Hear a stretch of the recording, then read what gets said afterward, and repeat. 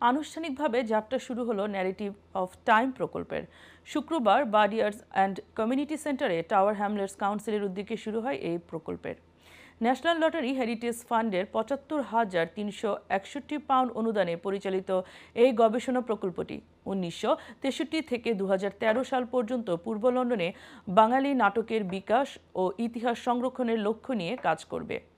উদ্বোধনী অনুষ্ঠানে tower Hamlets কাউন্সিলের সংস্কৃতি বিষয়ক lead member councillor Kamrul Hossain প্রকল্পটি গুরুত্ব তুলে ধরেন। অনুষ্ঠানে অতিথি হিসেবে উপস্থিত ছিলেন থিয়েটার ব্যক্তিত্ব কুতুব উদ্দিন ও Rahman Jilani.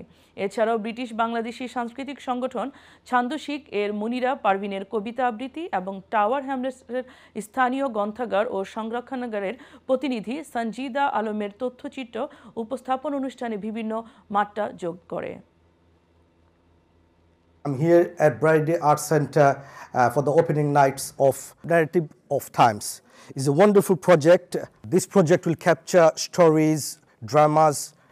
Through this, showcase the struggle of Bengali in East London. For the Heritage Project, because we want to record going back to the 1960s, we are inviting people from the community to join this project. Contact Tamil Arts or email narrativesoftime@gmail.com.